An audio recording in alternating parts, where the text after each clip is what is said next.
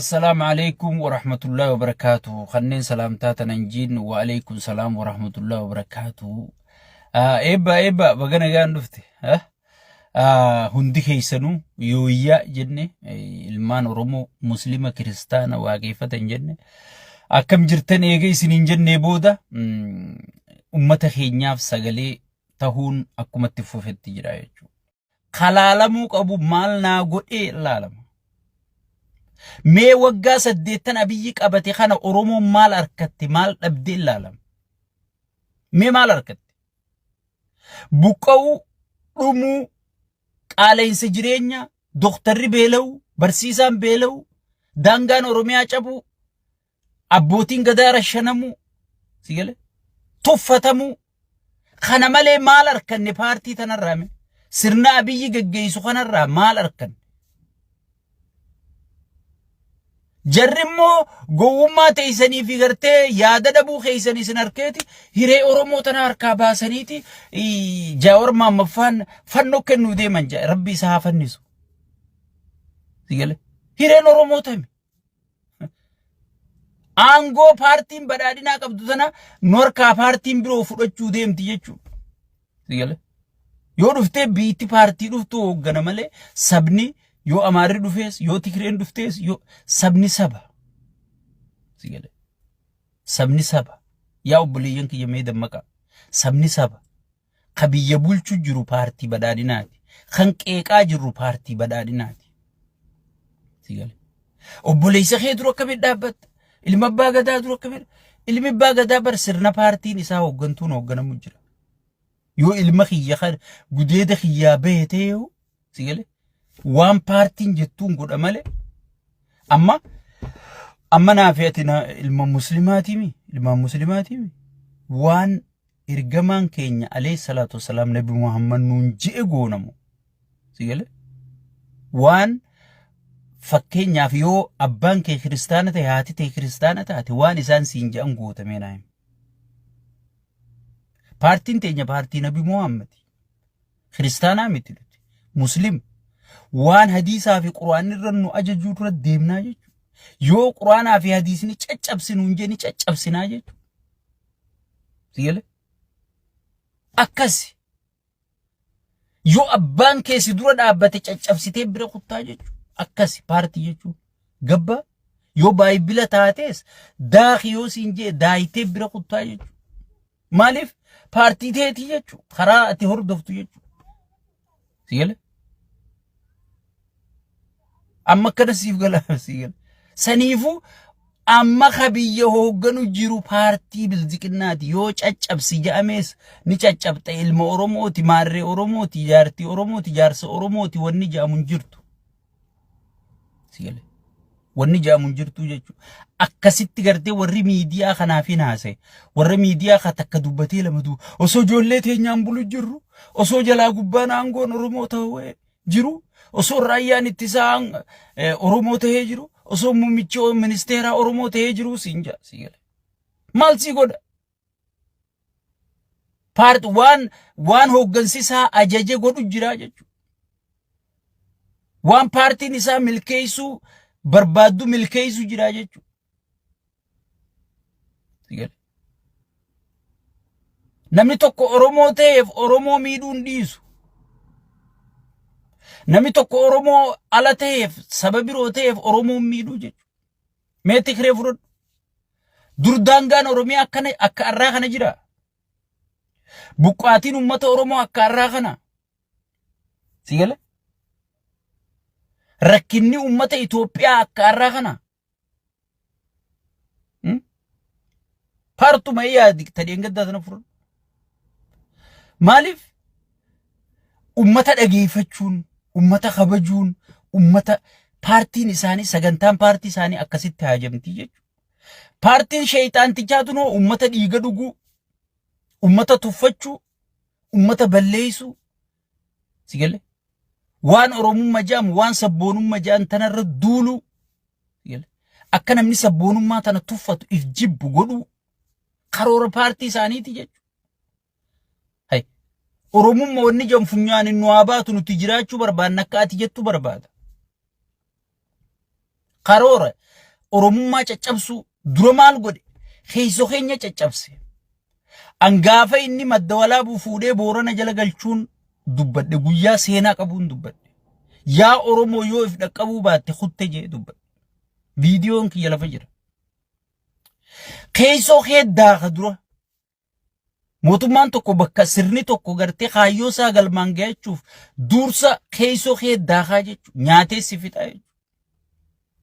Akkamma hayyoota keenyarra bobbaa akkamma jaawar xiqqeessan hayyoota oromoo kana guutuu warra gartee sabaaf sagalee ta'u warra sabaa dhaabbatu kana guutuu marroo dirribaa fa'a gartee akka ijoollee duriyyeedha maarree nuti jechuu turre kana akkana dura sammuu ummataa keessatti caccabsaa jechuudha. Tuffachi maal fidaami kun dhayi matarra yaanii gartee ummata tuffachiisanii jechuudha. Ummanni gartee ka tuffatu kanaafi nama san jaalatu waliin naqanii jechuudha. Dura keessoo keenya caccabsee jechuudha. Arsii fi Gujii fi Boorana walafaan kaayeeti keessoo keenya daakee jechuudha. As dhufeeti Harargee gosummaa waliin naqee jechuudha. Ala noolee maarree mitirkishoo ji'eeti gartee ituu maal ji'eeti Harargee takkaa gosummaan beeyne gosummaa fidee iddoo darbee. Gosuma tana keessattuu ibidda kamii ala keessa ati kaakomoo yabamo mitirkishomo milliyo akkasi lakkaayiga anniyya tana keessa ati anniyya warra biduutimo warra annaatimo warra maccaatimo sadarkaa sanitti keessoo keenya daakee jechuudha. Akka namni waliin awwaallee eega godhe booda amma gartee naannoo dhufee jechuudha. Dursa eenyu Walloo fi Arsii waliin naqee namni akka wal godhe isin ragaan ijatee isinii jechuudha.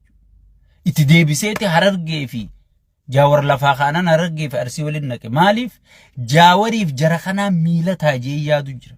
Gartee mootummaan yoo siqoo abbaan fedhe siqoodeeti aangoo isaa urmii isaa dheereffachuu barbaada garuu ummata dammaqaa uumuudha. Ummata gaafii gaafatu uumuudha. Arraa adiin Tiraamp ilma isaaniiti isaaniif mormu jira.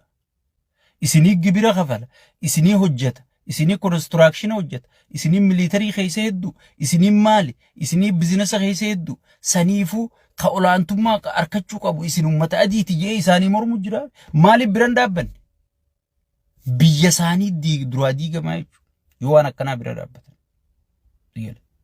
ummata kanaa uumuudhaa jechuudha ummata faayidaa biyyaa beeku ummata faayidaa gartee maalummaa sirnaa beeku ummata kanaa sirna gaarii ijaaranii fi ummata kanaa uumuudha jechuudha. Fedhu Oromoo naa bulchu, Tigree naa bulchu, Amaarree haa bulchu, Walaayittaa Kambaata naa bulchu, haga seera biyyattii saniin cabsinitti abbaan fedhe wabiin ummata keenyaa seera sirna ta'uu qaba malee sigale namoota ta'uu hin qabu jechuudha. Namoonni yeroo hunda aangoo mataa fi milkeessuu deemanii siin akkuma namichi Tiraamp namichi wallaalaan kun gartee amma Ameerikaa guddoo tana aangoo isaa tanaa jecha akkatti adda qoodee wanna godhu jiru namni siyaasaa irra sin kaayyanne galma deemuuf san malee ummata kanaa uumuun anaaf sirra jirti jechuudha. Maarreen nu dhufu jira, Amaaraan nu dhufu jira, mitirkishoon nu dhufu jira. Oromoon Amaaraa mitiiti, Zammanee Kaasee mitiiti. Wayyaanee haga funyaanitti hidhattee addunyaa wayyaaneen tunganaa aangorraan kaatu harka kennadhaa amantii isi jijjiirradhaa wajji jiraadhaa jettee Oromoon amata afuroozoon hin geenfirraa kaasee jechuudha. Kana hunda maali gartee mootummaa jijjiirsisu ka godhu yeroo hunda gartee siyaasaan teenya siyaasaa gartee sirna tokko keessa yoo Zammanee Kaaseen dhufee gartee sirni Zammanee Kaasee maal naa qabatee dhufaa laaluu qabda. Kaayyoon fannoodhaa maali? Oromoodhaaf maali? Muslimaaf maali? Kaayyoo isaa dubbisu qabda. Manifestoo qaba. Marroo dirribaa maali? Kanaan nama deeggaru malee Oromoo ta'eef haa kunoo Abiyyi Oromoo jettanii maa dhumti Oromoon amma? Maa dhumti? Amma sheekotiin manzaraatun amantii muslimaa ol qabe namni takka amantii muslimaa paarlamaa keessa galcha kakkaraa jiru. yaa obboleessa waan arabni durooyini itti kennu jiruuf faranji maraataa wajji diilin goonu deem jettee firraa ariitee arabni gartee irran kaayyan dachii hunda gurguruuf jira baale guutuuni gurguree bishooftuuni gurguree Itoophiyaa guutuu gurguruuf jira arabni sigale irran kaayyan sigale arabni maraatattis waanuma kenna waan arabni durooyini itti kennu jiruuf gartee muslima wanta godha malee osoo biyyuma alaa tana keessa mootummaan warra kiristaanaatun tokko gartee xiqquma yalolaayitii kenniteefi wallahi sheekotii tan akka inni godhu amma walirra jaaree kam godhu jira amma bara wali baaseeti hajjii fi khu walin dubbisanii bara hajjii fi gareen Ahmadiin Jabal walin dubbiftu bara amma walirra jaaree duru garaagarummaa idduu naqee sigale sanifu mootummaan gartee muslima kabajuu hinjiru muslimni hanga kabaja harkate kana dhiiga qeeyiroo gartee irricharra dhumte haadha gartee mi mucaa nama ilmoo lama maal fakkaatu tan lakku walirratti awwaalee jira jijjiiramaa irraati abiyyiin naafidee jettu kana nama meeqaa miilatti dhabe nama meeqaatu ilmootti dhabe nama meeqaa jaarsatti dhabe jaartitti dhabe obboleessatti dhabe obboleettiitti dhabe jijjiiramaa irraati fuutee gartee nama tokkoon naafidee jettu kana dhiiga qeeyrooti dhiiga qabsaa'ota keetiiti dhiiga ijoollee waaqeffataati dhiiga ijoollee ortodoksiiti dhiiga ijoollee kiristaanaati ta muslimaati walitti ida'amnee humna taanee jijjiirama kana finne malee kophaa paartiin takka muslimii takka kiristaanni kophaa ceetii miti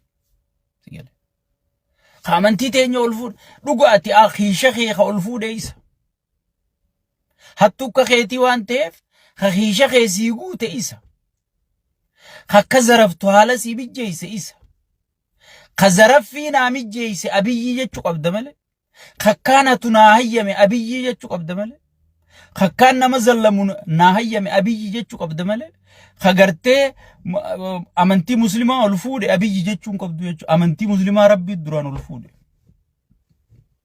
anaatti isaa kajee quraana keessa rabbii tokkicha ati rabbi irra beeyta amantii isaa ka ol fudhate rabbuma tokkicha jechuu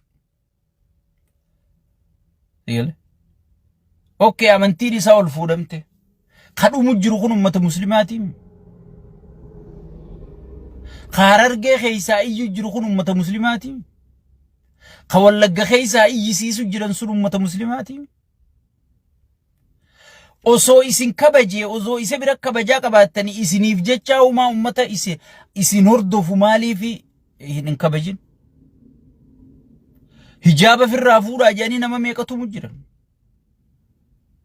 Itoophiyaan Eerlaansii keessa muslimni hagooggatee dalaguu ni danda'a isin kabaja amantii teessan ol isinii fuudhe kijibdu nama isin hin beeyne qofaatu isin dhageeffata kijiba keessa maal ol fuudhe khiisha kee ol fuudhe hannaa karaa sii bane sigale shekotii manzaraatan hannaa karaa bane muwaadara goona jetteeti baale rooberraa kaatee ilaa dirre dhawaa xayyaaraa ayyaati adaamaa xayyaaraan dhayti sigale gatiin bakka khiisha kee ol sii kaase sii duraan harreen deemu makiinaan si oofe sii duraan makiinaan deemu xayyaaraan si oofe saaset sirraa jijjiire malee muslimni gartee azaaba addunyaa keessa seenee jechuudha ka gibiraan gubachaa jiru isaani ka buusii milishaan gubachaa jiru isaani ka lafarraa buqqa'aa jiru isaani ka du'ee awwaalcha dhabe isaani ka buqqa'ee dirmachuu dhabe isaani muslimni kana keessa jira jechuudha warri amantii muslimaa hordofu kana keessa jira jechuudha meeqami muslimni inni ol fuudhe arra diinni baratamaa jira diinni hordofamaa jira diinni dhabamaa jiru namni tiktok irra galee maraachaa jiru jaartiin fooxaa darbitee tiktok irraa maallaqa fida jireenyi naqaalee jettee qullaa deemaa jirtu jaarsi qullaa deemaa jiru qaaleessa jireenyarra isin garuu arra diinni keenya lafa qabate wanni isin lafa qabsiisuu barbaadan kanaa jechuudha.